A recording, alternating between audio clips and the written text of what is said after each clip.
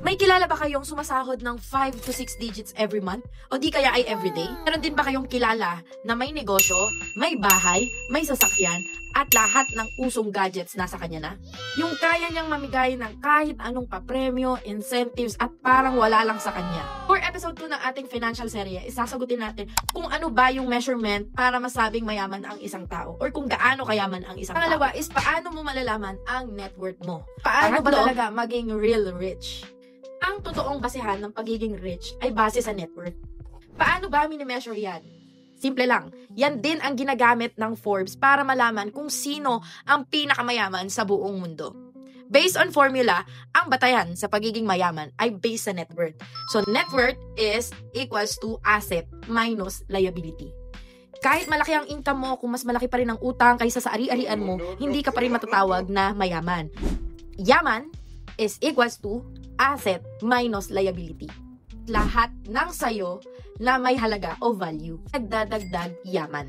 Examples niyan is yung pera mo sa bulsa, pera sa alkansya, sa wallet, checking account, bank account, anything na pera mo, sasakyan, bahay, as long as fully paid, hindi nakautang, asset yan. Kahit gaano pa kaluma yung sasakyan na yan, basta umaandar, asset yan. Investments, asset yan. Investment o di kaya yung mga may pension na insurance, isasama rin siya sa asset dahil meron siyang cash value over time o di kaya ay merong pension na dumadating sa'yo o kaya naman ay may pera na pwedeng withdrawin. Short term naman na insurance is hindi siya kasama sa asset dahil wala siyang cash value.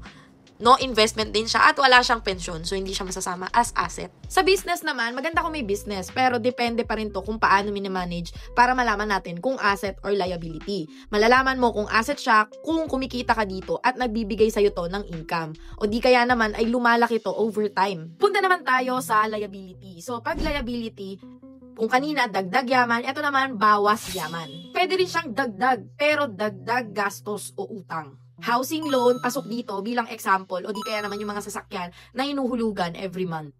Pasok din dito yung mga personal loans nyo. So, yung mga phone na hinuhulugan every month. Isa pa na pinakasikat is yung mga credit card loans. O, compute na natin yung yaman mo. So, ngayon, i-total mo lahat ng asset mo and then i-minus mo lahat ng liabilities mo. Ang sagot, net worth or yaman. Yon ang net worth mo.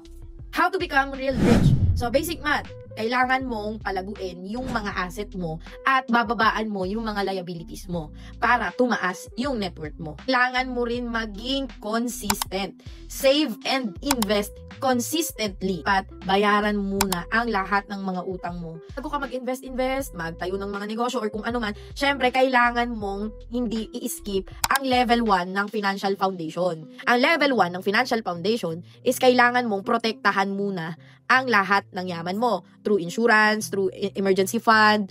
So, kailangan mo munang gawin yun bago ka mag-jump sa level 2, which is investing. Kasi kahit ano pang invest mo, kung wala kang security guard, wala kang wall, wala kang K9, or kung ano man yung mga nagpo-protect sa'yo, wala kang lock, ganyan. Kung wala lahat yon, isang emergency lang, wipe out lahat ng pinaghirapan mo.